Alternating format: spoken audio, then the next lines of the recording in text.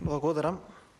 По она што имавме можност веќе да го видиме при првичниве соочувања со аргументите, укажува на тоа дека ќе имаме сериозно квалитетна дебата во која што се надевам дека ќе резултира со низа на прифатени амандмани, затоа што верувам дека вие сте повеќе освесни и кои што се пратеници, кои што основна задача им е да контактираат и да се консултираат со граѓаните, сваќаат дека ова што имаме пред нас не е доволно и дека не е концепирано успешно, затоа што во моментов ние имаме најсериозната економска криза од постоењето на земјава, за која што не се согласувам дека е увезена.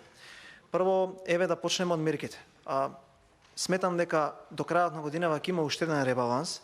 Тоа го почивам на вака два аргументи. Првиот, нема шанси да ги реализирате средствата за капитални инвестиции кои што сте ги предвиделе, но ја користите таа ставка како ставка на резервни средства во која што ќе треба некаде на крајот на годинава, септември или октомври при тој ребаланс повторно да ги вадите средствата од таму и да ги ставате на друга ставка. Еве, не знам како планирате да им помогнете на граѓаните на Република Македонија во услови на вака поскапени цени, на троцифрена цена на горива, инфлација која што во мај е 12%, а во јуни заради престанокот на цените сигурно ќе биде над 15%, со 75 милиони евра за кои што декларативно не кажавте каде ќе завршат. Вие велите кај најранливите, но дали тие средства ќе завршат како средства за ликвидна стабилност на елем, за струјата. Вие велите вака, го слушам и Ковачевски и вас ве следам многу внимателно. Имавме антикризни мерки кои што чинеа 400 милиони евра, плюс 200, кажува Ковачевски, 650 милиони евра од почетокот на годината до сега. Ова е бројка која што еве ќе ве повикам и на интервјута на национални медиуми ја кажа Димитар Ковачевски. Логичното прашање е следно: ако за 600 милиони евра наши пари сме успеале да имаме инфлација највисока, повисока од 94-та, рекордот срушен, прв пат да имаме троцифрена цена на горива, храната да е поскапена за 50-60%, тогаш како со 70 милиони евра ќе им помогнеме на граѓаните? Ова ми дава слобода за јас да кажам дека ние не планираме со овој буџет да им помогнеме на граѓаните, и тие луѓето тоа треба да го знаат. Понатаму, кажавте не е точно дека инфлацијата е највисока и спомнавте низа земји. И тука сте во право, но пропуштате една работа. Тоа се Балтичка група на земји кои што граничат со Русија. И тоа треба да се каже. И затоа инфлацијата им е повисока. Затоа што имаат директен контакт со извозот или со увозот како соседни земји на Русија. Затоа што има санкции, не знам дали знаете. Од друга страна, повторно тука доаѓаме до едно ниво, исто како што расправавме во време на короната за бруто домашниот производ. Има земји кои што има поостар пат од нашиот, но многу побрзо се вратија затоа што основен контрибутор на БДП-то тоа е туризмот. Вие немојте да споредувате една Германија или таква група на земји кога многу поголема економија имаат од нас и многу побрзо ќе се вратат на нивото на кое што нас ќе ни треба години, министер. Понатаму, кажавте за храната, не поентава колкава ќе биде цената, дали ќе ја има. Се согласувам. Што ние како држава правиме во однос на тоа? Дали направивме еве некоја работна група да дојде оној Љупчо Николовски во која што ќе бидете вие, овој премиеров, па да видиме што стратешки ние ќе направиме за тој недостиг од храна да се реши. Каква култура ќе садиме? Дали ќе ги акцентираме одредени култури со засилени субвенции за да ги садиме за да немаме недостиг од храна? Како ќе успееме да го надополниме недостатокот на пченица кој што во изминатите 5 години е 60.000 тони помалку во производство? Зошто никој не стане да каже колку храна, колку пченица ќе се ослободи од стоковите резерви? Еве јас ќе ви кажам, затоа што во оваа држава не постојат стокови резерви.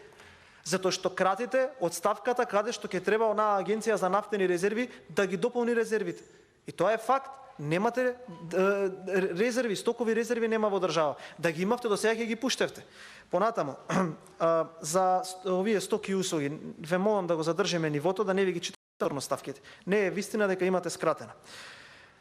За капитални инвестиции, за 5 месеца 20%. Остануваат уште 5 месеци и 20 дена од годината, до овој момент. Како ќе успееме 80%? Што ќе направиме за 80%? Еве, излезе Битики, вели не се реализирани капитални инвестиции во оваа држава затоа што нема институционален капацитет. И тука се согласувам. 10 километри автопат кон Блаце, 5 години сте на власт. Го гледам директорот на државни патишта е Јупи, чинам се презиваше, секоја недела одговара на прашања. До каде е тој автопат? 3000 денови се гради 10 километри автопат. 5 години сте на власт, трасата била крива, ова било криво, добро бе луѓе, ќе ја исправевте до се. Што правите? И ние сега тука треба да поверуваме дека пола милиарда евра ќе реализирате до крај на година за уште 5 месеци и 20 дена. Па лага е ова, па немојте, дајте бидете сериозни. И сега ние тука треба да поверуваме, да, така е. Еве ви кажам од каде ми е бројката за долг од 1 милиарда и 315 милиони евра. Дали земавте, има ваша изјава, пред 3 недели кредит од Европската банка за обнова и развој за 100 милиони евра за ликвидност на Елем. Земавте. Земавте кредит, вие имате објава. Тоа се 100 милиони.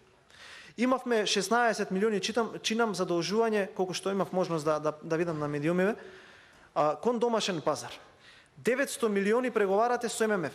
Тоа се веќе 1 милиарда и 16 милиони евра.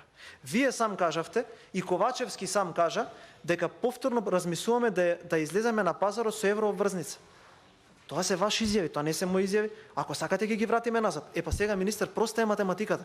Значи 1 милиарда и 315, може би грешам, ама дали ќе биде блиско до тоа? Да, ќе биде блиско до тоа. И зашто ги земаме тие пари? Дали ќе градиме нешто? Дали нешто ќе оставиме во економијата како бенефит? И кога беше пред 6 месеци, вратете се, земете ги стенограмите од сите наши партии. И тогаш го зборував истото, дека ова ваше златно правило е само како политика на владата да биде купи ден продај, ништо повеќе од тоа. Еве гледаме сега, ребалансот го демантира тоа, кидеме ставка по ставка, не е никаков проблем. Понатаму, велите да не споредувам со години. Не, напротив, ве мотивирам и ве повикувам и ве замолувам да споредуваме со години. Што ќе споредуваме со години? Дека овие изминати 5 години се задолживме колку сите од кога сме држава од почетокот. Така е, министер, и во апсолутна бројка и во проценти. Еве да кажеме, затоа што колегите ќе зборуваат, веќе знам отприлика што ќе се зборуваат. Два се умилени аргументи. Скопје 2014 спомени си, тоа ќе биде тоа. И така, и да се согласам дека е така. Тоа е мое право, јас сега зборувам, вие ќе земете збор и за тоа сум спремен со реплики, со бројки ќе ви објаснувам. Ќе ви кажувам и за трите автопати, и за новите возови, и за новите автобуси, за се ќе ви кажувам. Затоа што е така. Кажете вие за 5 години. Кажете ми вие за вакви задолжувања, за 1 милиарда. Знаете ли колку е 1 милиарда и 300 милиони? Сега јас ќе ви кажам. 200 километри автопат. 200 километри автопат ќе се задолжиме за да ја пополниме дупката во буџетот од 700 милиони евра, која што е факт, и за овие од Елем кои што се неликвидни и кои што го направија најголемиот загубар во државата. Вистина или не е вистина? Да бидеме реални. Да бидеме реални. Еве вака, за да споредиме по години. Сега барел на нафта отприлика е 115-16 долари. Не знам точно, денеска не сум проверил. Ако знае некој, нека ме исправи. Така е. Горивата се од 105 до над 111 денари. И тоа е факт. Тоа е точно. 2009 година, барел 140 долари. Цената на горивата 75-80 денари. Знаете ли зашто? Не е така. Не е така долар евро курсот. Јас ќе ви кажам зашто. Заради тоа што кога дојдовте на власт до сега, над 14 денари имате покачена давачката по литар на гориво. Затоа е така, министер. Затоа што вие да се согласевте. Вие, немојте, господине Велковски, имам одлука од службен, сега ќе ја извадам.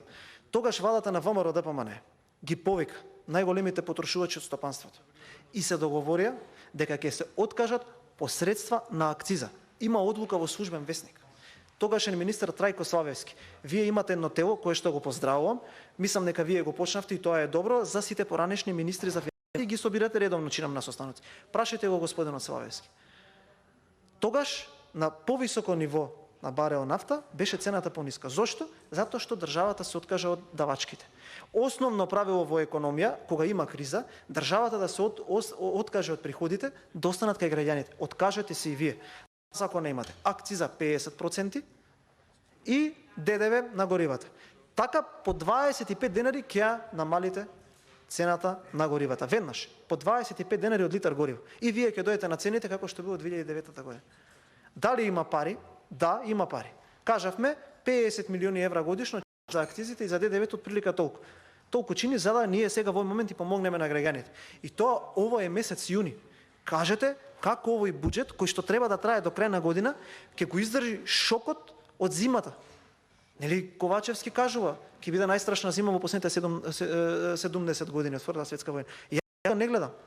И јас тука не гледам како ќе успееме ние да издржиме шокот од ниските температури, дури во услови кога цената на струјата ќе порасне, цената на дрвата како енергент со кој што се затоплува домаќинствата и цената на пелетите, еве ќе кажам како тие три доминантни енергенти за грејење е покачана. Како ќе издржиме ние зимата? Сега ние можеме да се изборуваме тука режимот, штабот, спомениците и во ретето.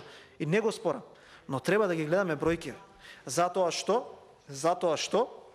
ќе излеземе од тука, 10 дена ќе работиме на ребалансот на буџетот и граѓаните ќе прашаат добро, ќе го изгласаат убедливо најтежок до сега 4,7 милиарди евра, најтежок.